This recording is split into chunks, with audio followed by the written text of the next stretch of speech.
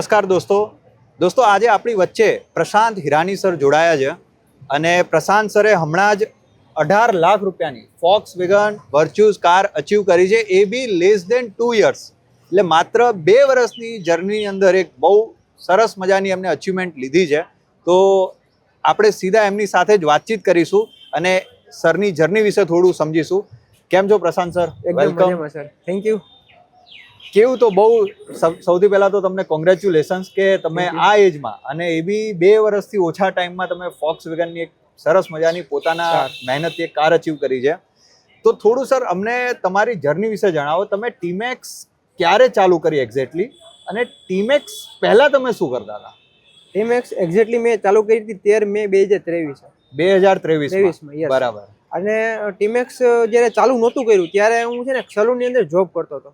બરાબર. હવે સલૂનમાં કેવું હતું કે હું પોતે બાય કાસ્ટ વાળંદ છું. બરાબર. એટલે બધાના ફેમિલીમાંથી જ પહેલેથી બેકગ્રાઉન્ડમાં ચાલ્યું આવે છે કે ભાઈ સલૂનનું કામ કરવાનું, આપણે ધંધો છે આપણો ધંધો જ કરવાનો, બીજું કોઈ કામ કરવાનું નહીં. પણ ત્યાં મારી એક ઇન્કમ સેટ હતી. બરાબર. 10,000 12,000 કોઈ તહેવાર વાર આવે ત્યારે કહેવાય ને કે બિઝનેસ થોડો ગ્રો થઈ જતો, 10-15,000 વધી જતા, કોઈ ઇસ્યુ નથી ત્યારે. પણ જનરલી એક સમય એવો આવ્યો કન્ડિશનની અંદર કે જ્યારે ટીમેક્સ સ્ટાર્ટ કરી દીધું હતું, ધીમે ધીમે જોઈનિંગ કર્યું હતું, ઘણી વાર એવું થયું કે ભાઈ પૈસાની થોડીક ઇસ્યુ હતા, ફાઇનાન્શિયલી થોડો ક્રાઇસિસ આવ્યો હતા ઘરની અંદર. ત્યારે કેવું છે કે મને એક મારા ફ્રેન્ડ છે, એ આ રીતે છે ને એક ફંક્શન ચાલતું હતું આપણું, જે રાજકોટની અંદર ઓડિટોરિયમમાં ફંક્શન હતું, એ રીતે આપણે ફંક્શનમાં આવ્યા અને જોયું કે ભાઈ નાના એવા એજની અંદર લોકો બાઇક છે, કાર છે, અચીવ કરે છે, સારી એવી ઇન્કમ કરે છે, 50 લાખ રૂપિયા 50,000 લાખ રૂપિયા કમાય છે. બરાબર. તો ત્યાંથી મારો મગજ ક્લિક થયો કે ભાઈ આ તો મારા કરતા નાની એજ છે છતાં પણ એટલું બધું ઇન્કમ કરે છે, તો મારા માટે તો કહેવાય ને કે બેસ્ટ ઓપોર્ચ્યુનિટી છે. તો મેં એને છે ને પકડવાની ટ્રાય કરી. બરાબર. પછી મેં મારા ફ્રેન્ડને કીધું કે મારી અંદર શું કરવું પડશે, તો હું કહું ને એટલું તું કરી નાખજે કે બધી વસ્તુ પોસિબલ થઈ જશે. પછી જેમ જેમ એને મને કીધું બરાબર છે, બધી વસ્તુ મેં કરી. પણ એ કન્ડિશનની અંદર ધીમે ધીમે સ્ટાર્ટ તો કર્યું, પણ વિધિન 4-5 મહિના બરાબર છે, 4-5 મહિના ગયા ને ત્યારે મારા સિસ્ટર છે, સગા સિસ્ટર છે, એમની કન્ડિશન થોડીક વીક થઈ. બરાબર. એમને ટાઇફોઇડ આવ્યો સૌથી પહેલા. અને ટાઇફોઇડની અંદર એમને નોર્મલ દવાખાનેથી દવા લેતા તો સારું થઈ ગયું, પણ એ ટાઇફોઇડ ધીમે ધીમે વધતો ગયો. બરાબર. પણ ઘણી બધી હોસ્પિટલ મોટી મોટી બતાવી, પછી સેવિંગ હતું ને આપણી પાસે, મિડલ ક્લાસ પાસે શું 1-2 લાખનું સેવિંગ હોય, એ બધું વયું ગયું. બરાબર. પછી થયું એવું કે એ સેવિંગ જતા પછી છે ને એક તો કન્ડિશન તો ચાલુ જ છે હોસ્પિટલની, બેન તો હજી સાજા થયા જ નથી, તો એના માટે ફ્રેન્ડ સર્કલ પાસેથી કોઈ લોકો પાસેથી વ્યાજે પૈસા લીધા. બરાબર. ત્યારે મારી પાસે કર્જો છે ને 1-2 લાખનો થઈ ગયો, તો એ બેન સાજા ના હતી, પણ ડોક્ટર બી કન્ફ્યુઝ હતા કે ખરેખર એકચ્યુઅલમાં છે શું આ બધી વસ્તુ. ત્યારે એમને છે ને બોડીની અંદર ગાંઠું થઈ ગઈ હતી, ત્યારે બાયોપ્સી કરાવવાનું કીધું હતું. ત્યારે મારી પાસે એટલે બધા પૈસા નહોતા કે હું બાયોપ્સી કરાવી શકું. બરાબર. પછી છે ને મેં મારું બાઇક હતું જે ઈએમઆઈ ઉપર લીધેલું હતું, જસ્ટ હજી 2 હપ્તા ગયા હતા એમને, તો એ મેં છે ને કોઈને કોઈ ભાઈબંધ થકી કોઈ પણ રિક્વેસ્ટ કરીને મેં ગીરવી મૂકીને 30,000 રૂપિયા મારી પાસે આવ્યા. અને એ 30,000 ઇન્વેસ્ટ કરીને મેં મારા સિસ્ટરનું કહેવાય ને કે બાયોપ્સી કરાવી, બધી વસ્તુ કરાવી. ત્યારે ડોક્ટરે એમ કીધું કે આને છે ને એકચ્યુઅલમાં ટીબી છે. બરાબર.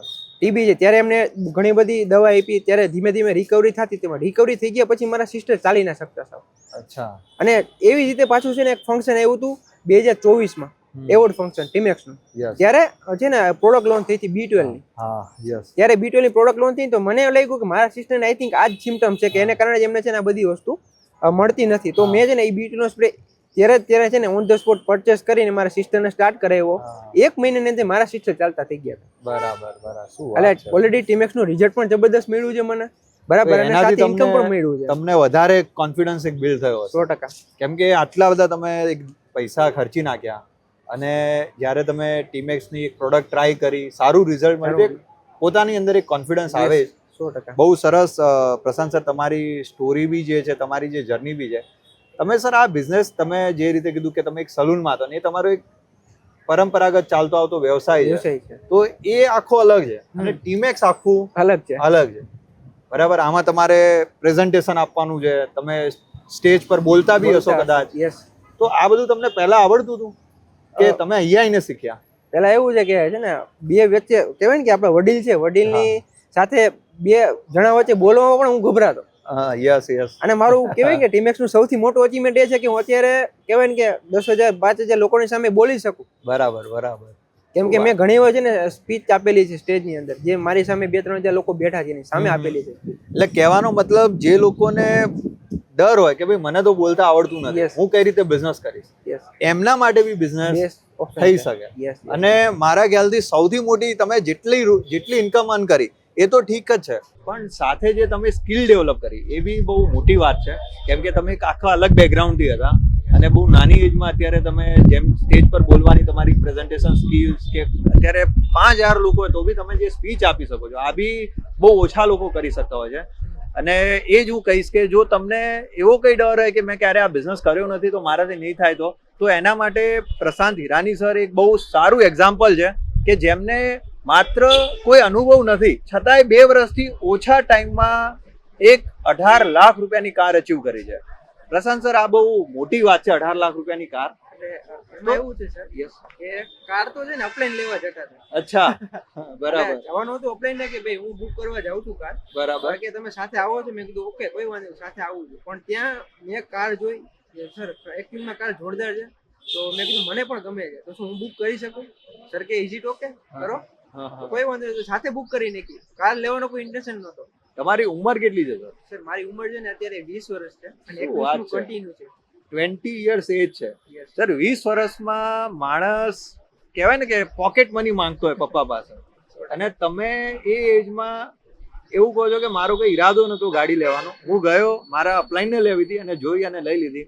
મારા ખ્યાલથી જે આ એક ફાઇનાન્શિયલ ફ્રીડમ આપણે ઘણીવાર ડિસ્કસ કરતા હોઈએ છીએ અને આ એકચ્યુઅલ ફાઇનાન્શિયલ ફ્રીડમ આ જ છે કે ગમે એ લીધું. લાઈફમાં કોમ્પ્રોમાઇઝ કરીને તો કોઈ બી જીવન જીવી શકે, પણ પોતાના ડ્રીમ અચીવ કરે એ લેવલ બનાવો એ બહુ જબરદસ્ત વાત છે.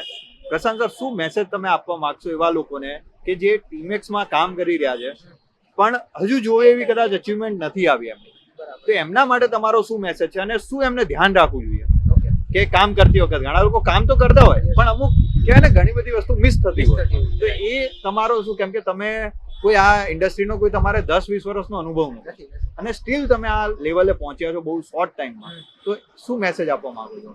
લાસ્ટ એક જ મેસેજ આપવા માંગીશ કે પહેલા તો સૌથી પહેલા અપ્લાયને સરેન્ડર થઈ જાઓ.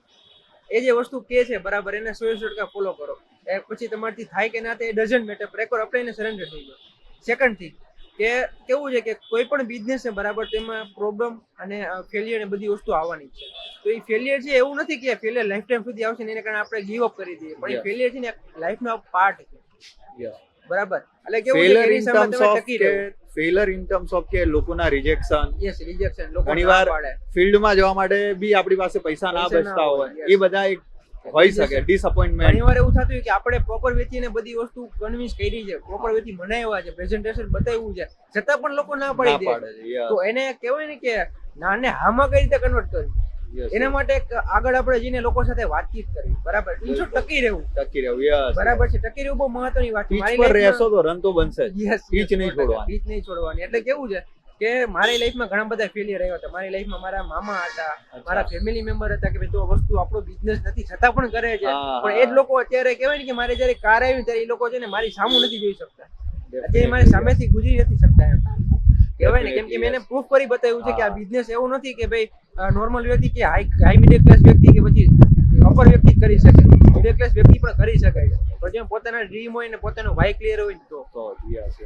એટલે મારો વાય ક્લિયર હતો કે મારે એક્ઝેક્ટલી ક્યાં પહોંચવું છે, બરાબર, ને હું મારા અપ્લાયને 100% સરેન્ડર થઈ ગયો. તો બસ મારું એક જ કહેવાનું છે કે આ બિઝનેસમાં તમે ટકી રહેશો તો હું તો 2 વર્ષની અંદર કાર લઈ આવ્યો, પણ તમે 1 વર્ષની અંદર પણ કાર લઈ આવી શકશો.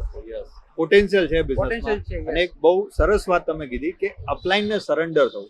અત્યારે લોકો જ્યારે પપ્પાની વાત બી ના માનતા હોય અને ત્યારે કોઈ આપણા સિનિયરને સરેન્ડર થઈને ફોલો કરવું એ બહુ અઘરું છે, અને એ અઘરું કામ જો કરી નાખો તો પ્રશાંત સરની જેમ તમે બી 2 વર્ષથી બી ઓછા ટાઈમમાં કાર લઈ શકશો. પ્રશાંત સર, બહુ મજા આવી તમારી જોડે વાતચીત કરીને, બહુ બધું નવું જાણવા બી મળ્યું, અને મારા ખ્યાલથી આપણી જે ટીમ છે એ લોકોને બી આમાંથી ઘણું શીખવા મળશે. So wish you all the best. તમે આ જ રીતે નવી અચીવમેન્ટ લેતા આવો. Thank you so much.